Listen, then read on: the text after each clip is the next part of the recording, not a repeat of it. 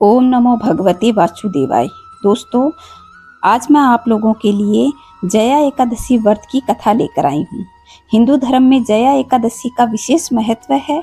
हर साल माघ शुक्ल पक्ष की एकादशी तिथि को जया एकादशी व्रत रखा जाता है। इस साल जया एकादशी व्रत 20 फरवरी 2024 को रखा जाएगा। जया एकादशी के दिन भगवान विष्णु की विधि विधान से पूजा अर्चना की जाती है। इसके साथ ही इस दिन व्रत रखा जाता है। ऐसा माना जाता है कि इस दिन व्रत करने से जातकों के जीवन में जो भी कष्ट होते हैं उनसे छुटकारा मिलता है और पूर्व में किए गए जितने भी पाप हैं उनसे भी उन्हें छुटकारा मिलता है। आइए दोस्तों, जानते हैं इनकी कथा के बारे में।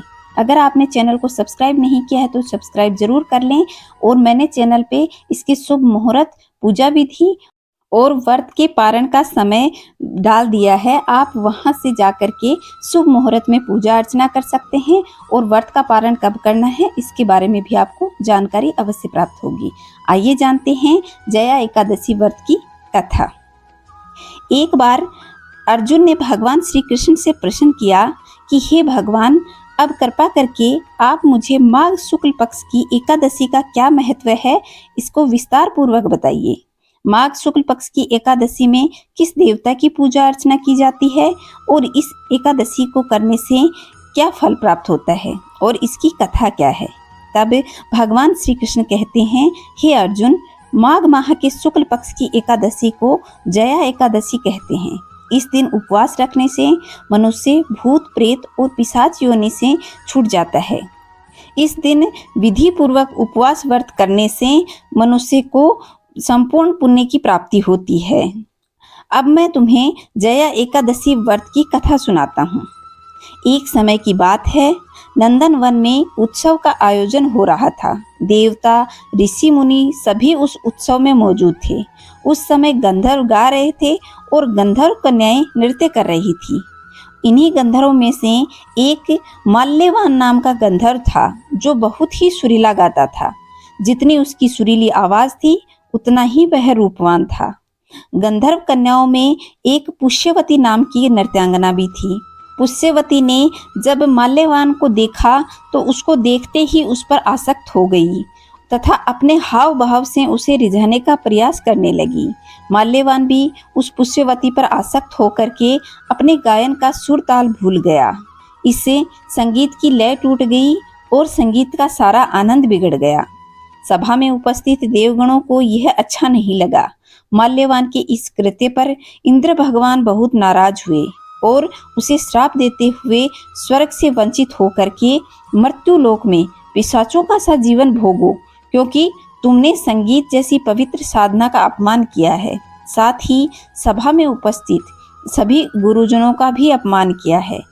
इंद्र भगवान के शाप के प्रभाव से वे दोनों पृथ्वी पर हिमालय पर्वत के जंगल में पिशाची जीवन व्यतीत करने लगी।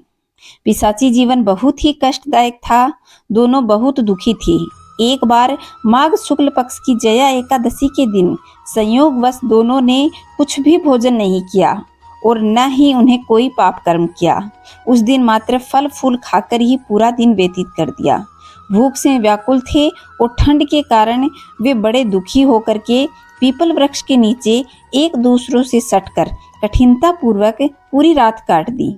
पूरी रात अपने द्वारा किए गए कर्तव्यों पर पश्चाताप करते हुए भविष्य में इस प्रकार की भूल न करने की ठान ली। सोते हुए सुबह हुई, लेकिन ठंड के कारण दोनों की मृत्यु हो गई। अनजाने में ही सही दोनों ने एकादशी का उपवास कर लिया। भगवान का रात्रि जागरण भी हो चुका था। परिणाम स्वरूप भगवान की कृपा से दोनों पिशाच योनि से मुक्त हो गए और पुनः अत्यंत सुंदर अप्सरा और गंधर्व देह धारण करके तथा सुंदर वस्त्रों और आभूषणों से अलंकृत होकर के स्वर्ग को चले गए। देवराज इंद्र ने उन्हें स्वर्ग में देखकर आश्चर्यचकित होकर पूछा कि वे शाप से कैसे मुक्त हुए। तब उन्होंने बताया कि भगवान विष्णु की कृपा से हमने अनजाने में ही माघ शुक्ल पक्ष की एकादशी के दिन यानी एकादशी का उपवास किया, जिसके प्रताप से भगवान विष्णु ने हमें पिशाच योनि से मुक्त किया।